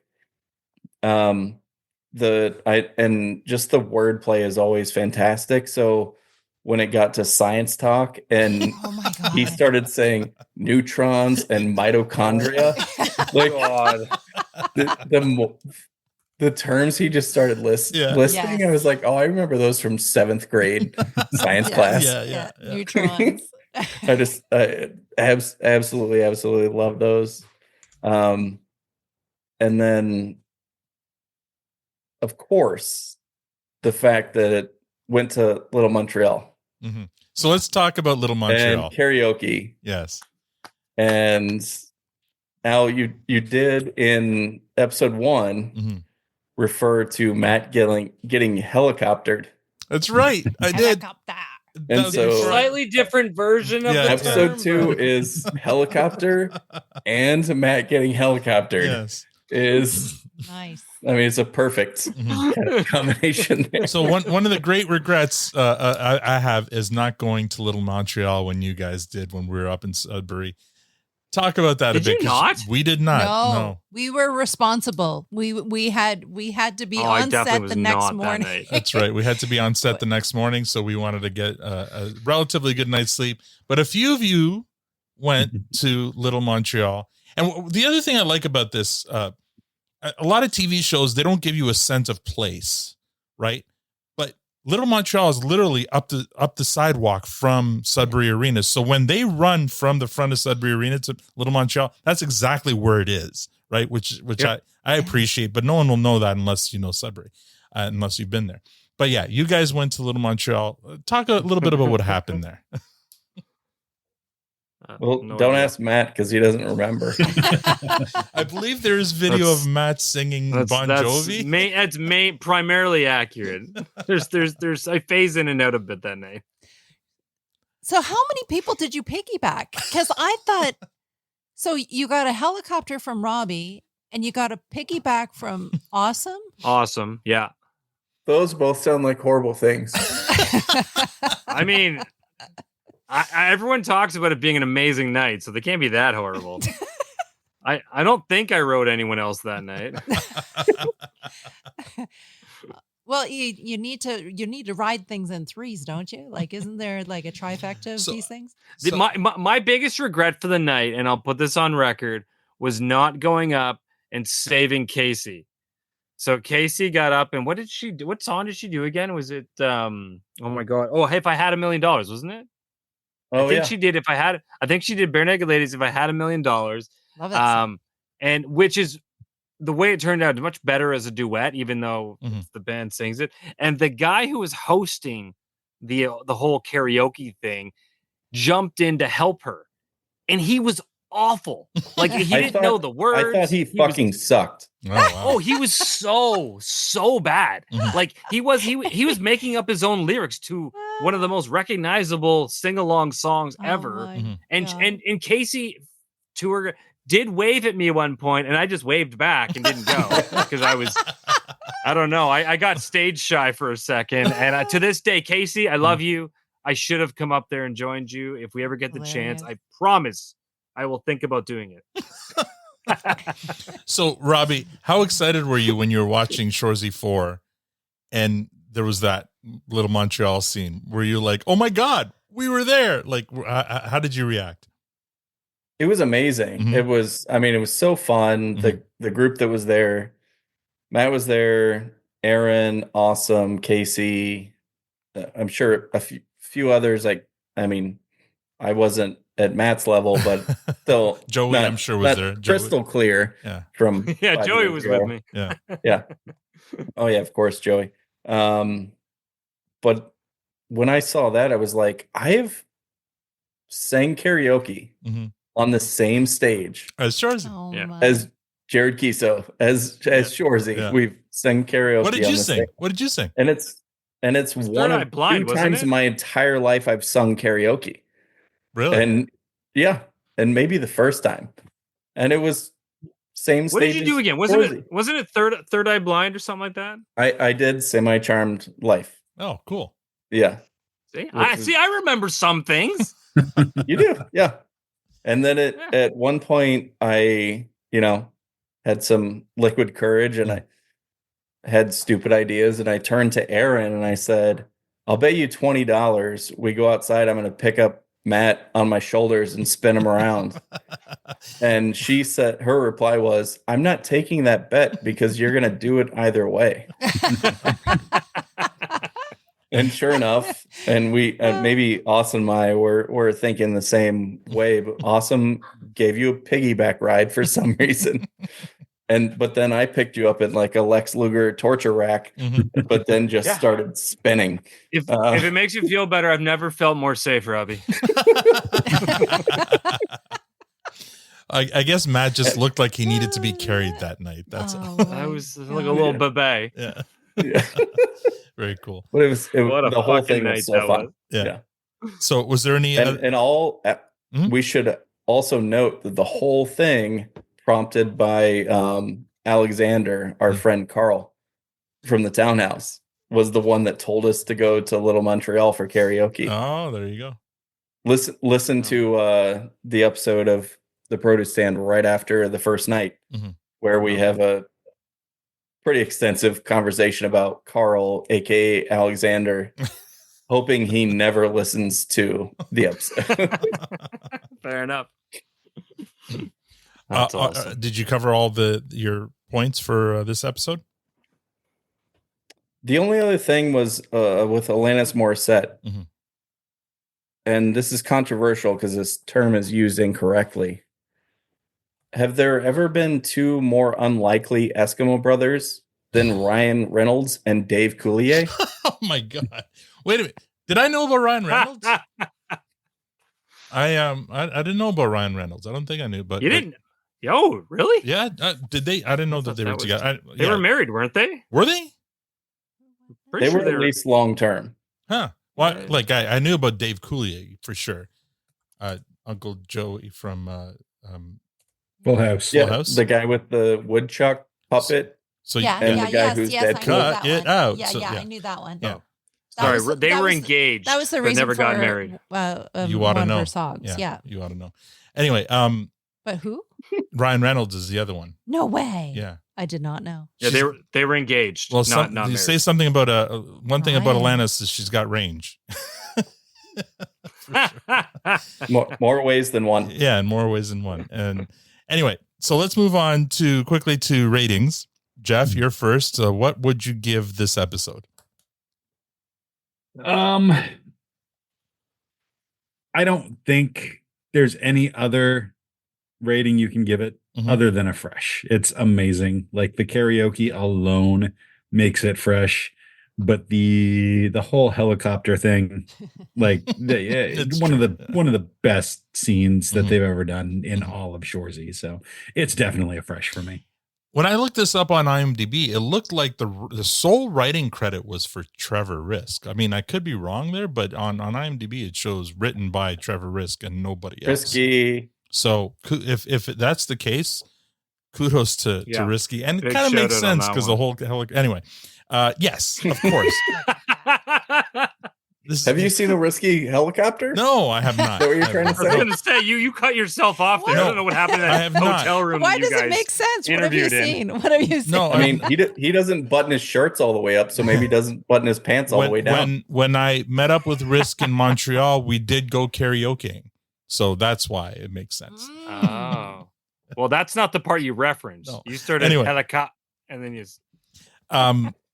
Did they say helicopter like that in Montreal? I think I want to get Risk back on so we can talk about this episode and any other one. I think he wants to clear up this story. is Yeah, what he exactly. wants. Yeah, this is absolutely 100% a fresh for the exact same reasons you mentioned, Jeff. The karaoke scene alone would make it a fresh, but I really enjoyed all the other components, and the helicopter gag is just perfection. It's one of the funniest gags they've done on either Letterkenny or Shoresy for sure. Matt? Yeah, an absolute fresh. I agree on the helicopter gag. This episode was so jam-packed, but there really wasn't a miss in here, right? I mean, with the small nuance of maybe the weird subway, which was just a reference because we don't know enough about it yet. But the scenes were brilliant across this. And then I will say what I felt, the way it opened with the scene with the guys, Caleb, Mason, all of them, and then the karaoke at the end, I think they gave us two of what felt like the most realistic moments in Shoresy, right? Like that first one, I've already said, it felt so natural. They delivered it perfectly. It felt like I could see those four delivering exactly that in real life if I interviewed them, right? And then the end, when you get to the karaoke, that was one of I haven't felt that good watching something on TV in a while, because I think there is some bias that it did trigger a lot of memories from Little Montreal, but his delivery of that song, the excitement when they all came running in, Laura watching on. You made a comment, Tanya, about them mocking him. I don't think they were there to mock. They wanted to see it, and they were so excited for him when they got there. Everything about that is genuine, authentic, and is real. Like that is as real to life as you can get, I think, with something like that. If you found out a friend was doing that and you had that kind of relationship, you would probably have a similar reaction. You get in, you'd be shocked that it was happening, then uber excited that it went down the way it did, and you'd all be smiling. Like, that's a feel-good moment right there. So if you give this thing anything but a fresh on this episode, just for that sandwich authenticity, you're wrong. So yeah. I'm trying to think. I know that Shoresy's gotten a lot of really good tear-jerking scenes throughout the first 3 seasons and a bit. And Letterkenny had a lot of really good feel-good scenes, especially like ending scenes, especially whenever they ended off dancing at Modine's or whatever to a great music drop, right?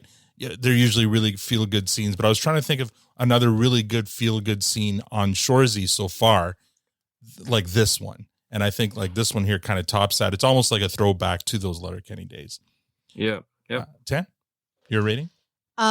I also want to piggyback on what Matt said. Not only was it bookend with fantastic But even when they were bringing out the long sleeve golf shirts out of the box and they're all sitting on the couch, like, I just loved how Dolo was like, no. Like, he was just like, it was like that small little, little thing, but it was just so brilliantly said, like, no, we're not doing this. Like, and then they just went on and on and on.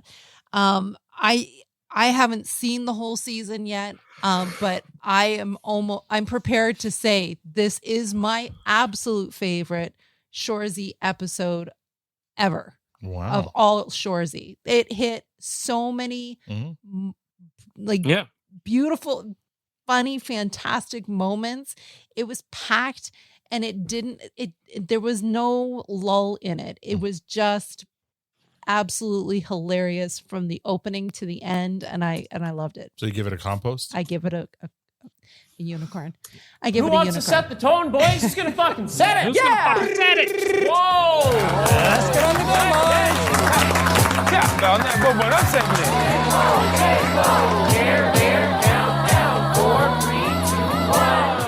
This team will never lose again. This team will never have a clearance or compost again, by the sounds of it.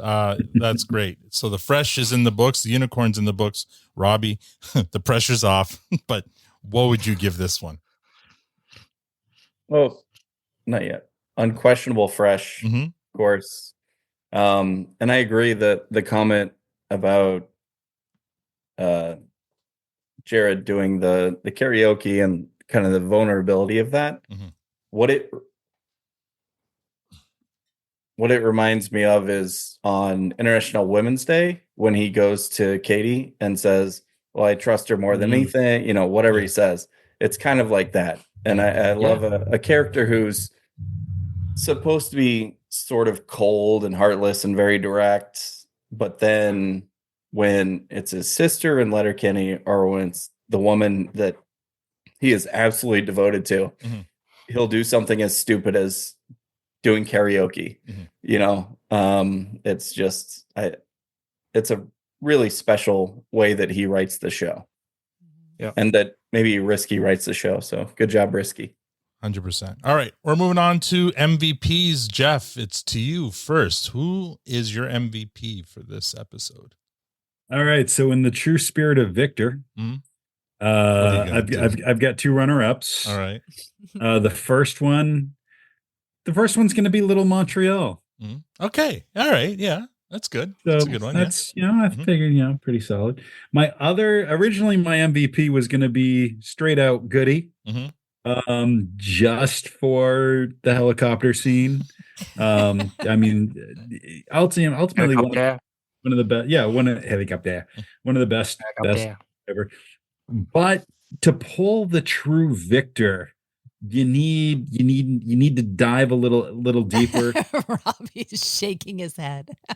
And no, this is going to be almost like the we got a spatula. It's a purple spatula, but it's a spatula. This is going to be almost the anti-Victor. Oh, my MVP for this episode is going to be Alanis Morissette. Oh, all right. Yeah. Okay. That's right. Yeah, that's fine. All right. Oh, you got the unicorn. Oh, look Robbie's at that. given one. Robby came prepared today with the props. Because I don't think Victor would give the MVP to Alanis, so I'm going to, in his honor. I'm trying to think if there are any guitar solos in Alanis songs. You're right. If there aren't any, then Victor doesn't. Yeah. I don't know if he's an Alanis fan. Anyway, love it. I love it. Okay. I'm going to give a few runners up here. I'm going to give, obviously, runner up number one, Shoresy Kiso and Shoresy for singing Alanis Morissette in character and doing such a great job. My second runner up, I really had fun with Nat in this one. I thought she was great, especially during the whole panicking about the complaint of a sexual nature. Exactly. Complaint of the sexual nature. I loved it. But, and Jeff, you called it. I think for the best lines in this episode went to Goody. I think Goody and delivered them perfectly. So 100% Goody is my MVP in this one. Matt? So my MVP is Shoresy.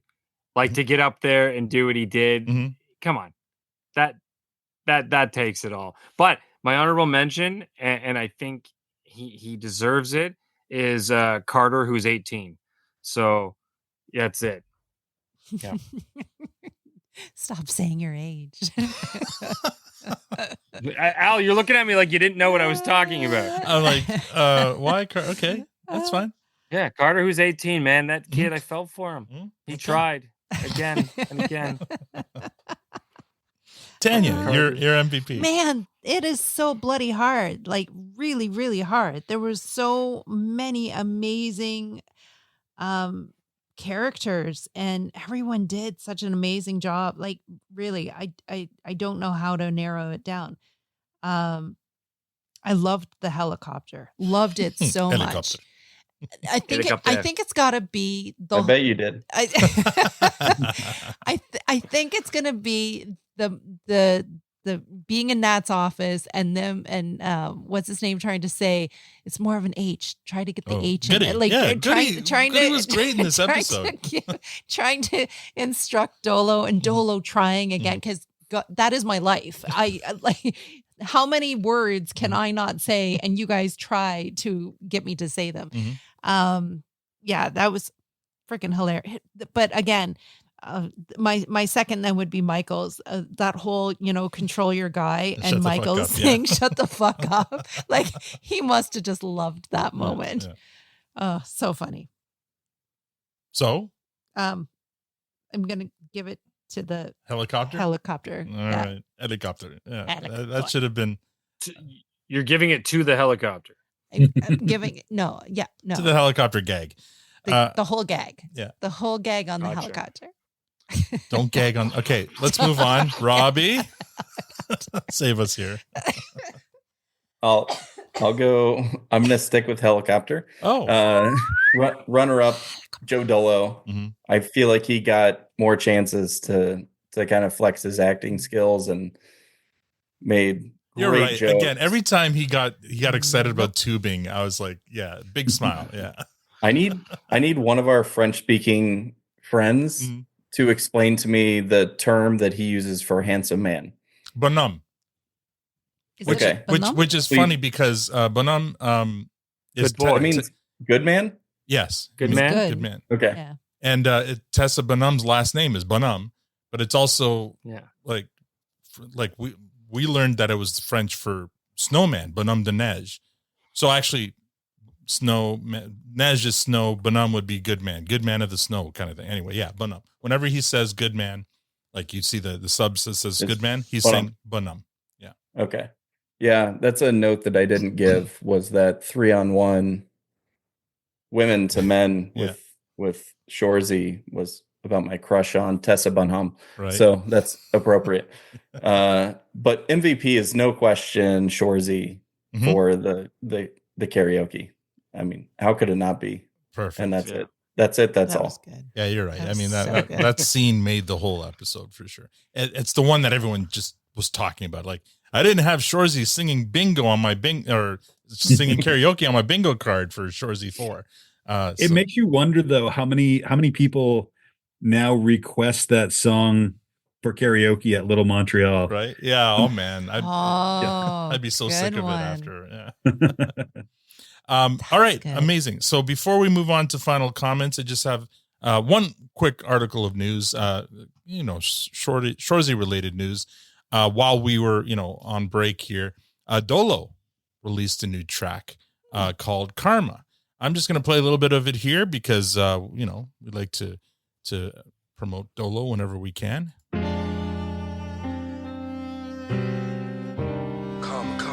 Come, real man. I feel that shit coming. I swear to God, I don't know what it is, man. Keep looking back, but I feel something coming at me, dog. I can't really know what it is. Karma. Swear to God, bro. I feel that shit, nigga, everywhere I go, man.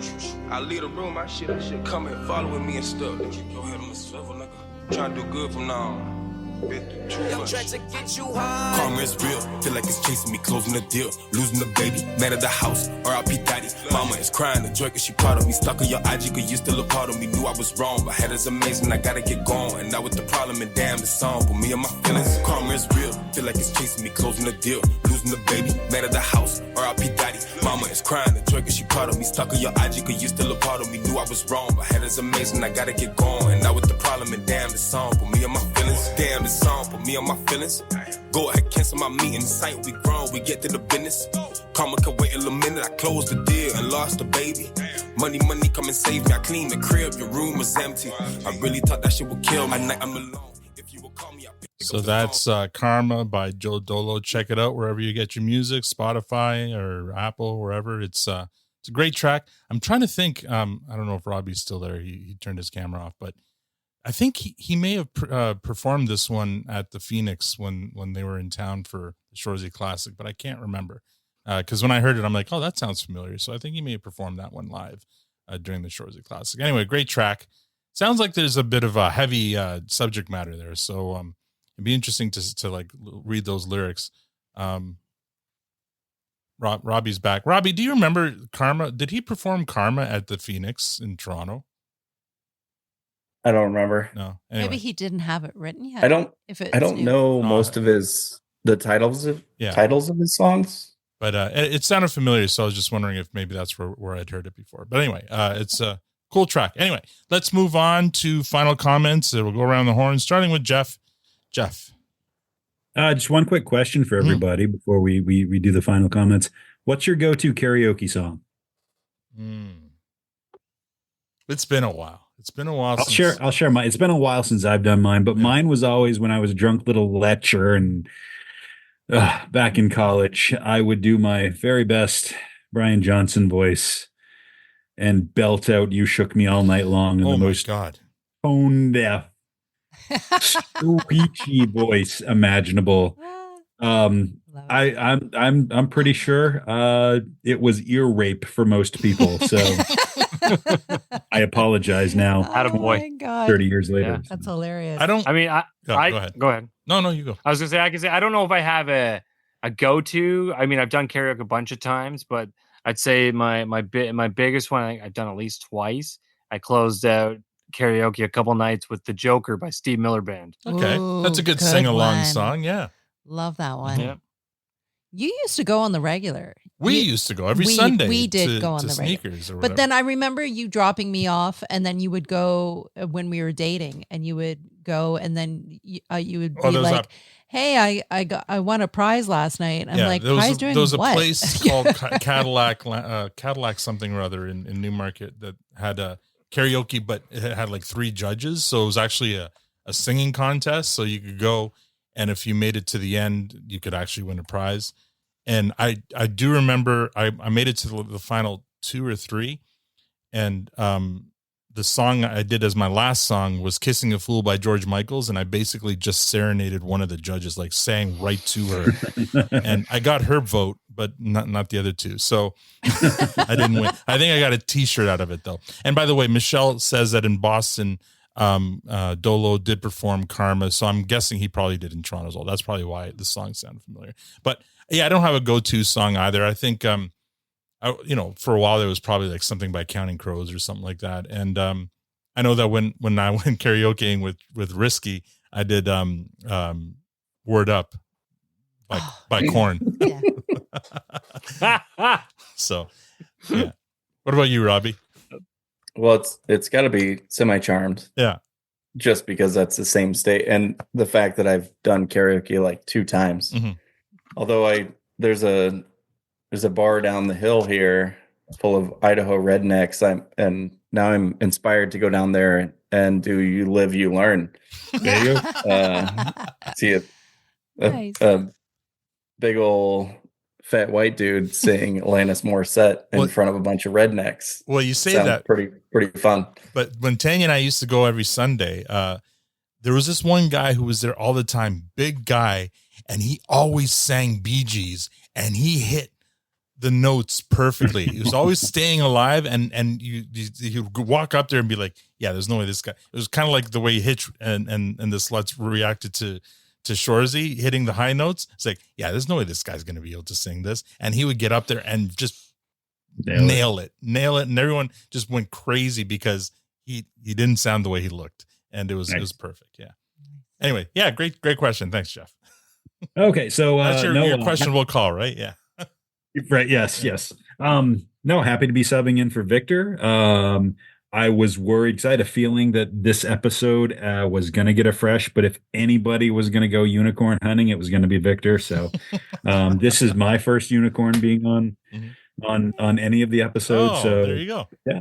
Thank you for tagging me in. I appreciate it. And thank you for joining us. And it was a very last minute thing. I opened up the live stream. You were the first one there. I'm like, Jeff, you want to come on? And you said yes. And to your credit, you came on and you nailed it tonight, bud. You did a great job. So appreciate that. Robby, great to hear and see you, bud. It's been a while and can't wait to hopefully see you back up here one day in Sudbury. We'll hang out. And this time I will go karaokeing with you. I promise. And you don't even have to. I feel like you're too qualified to do karaoke. It's funny because I don't. Maybe we'll do it like we'll do Bob Cajun together. Oh, perfect. That way, my terrible singing gets covered with your good singing. We'll do a duet, a Bob Cajun duet. I'll just say you're welcome to join everybody in September, Robby. Yeah. Come on up. Amazing. There we go. Matt? Yeah, this is awesome. I'm looking forward to these review episodes. Jeff, I'm sorry I made it tonight. I didn't know you were going to be here. So I said before the show, Al, give me more more notice next time, please. Because I'll make sure not to show up, Jeff. Glad to see you made it all the way through one of my episodes, Matt. There you go. Oh yeah, I ducked out on one, didn't I? Yeah. I'm consistent, if anything. No, great seeing you, bud. Robby, man, love you. It's been so long, man. When I saw you were coming on tonight, I was so psyched. And when I rewatched the episode, it all made sense. So I knew why you were coming. And I'm so glad you did, man. That's still one of my favorite nights, at least the parts I remember, in a long time. So I look forward to a day when we all get together again and hit some karaoke, hit the bars, have some fun, and hang out with all you beautiful people. So yeah, it's a fun night, guys.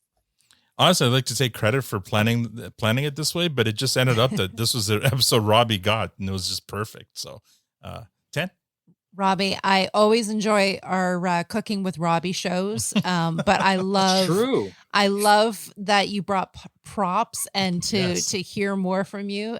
This was fantastic. And we were talking about your hat before we started recording, but you are wearing a Sudbury Wolves cap that you got in Sudbury, so that's fantastic. Love it.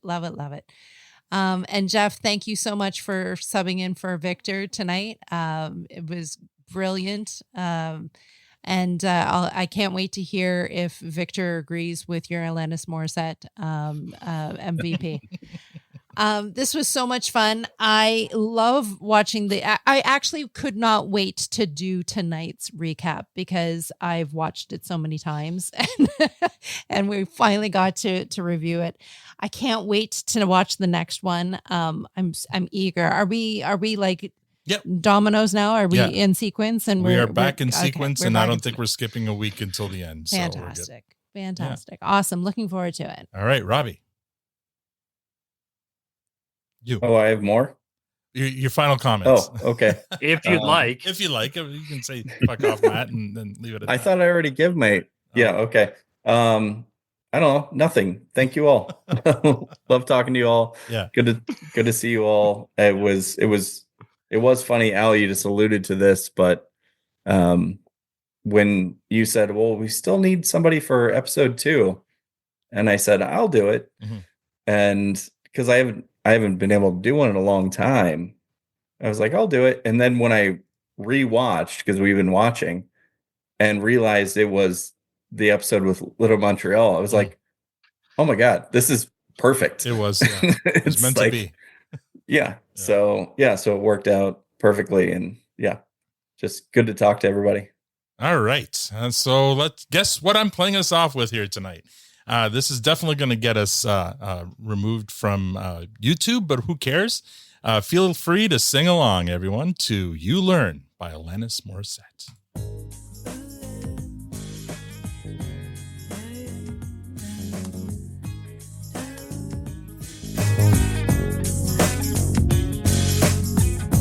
Hi, recommend getting your heart traveled on to anyone. Yeah. Oh. Hi,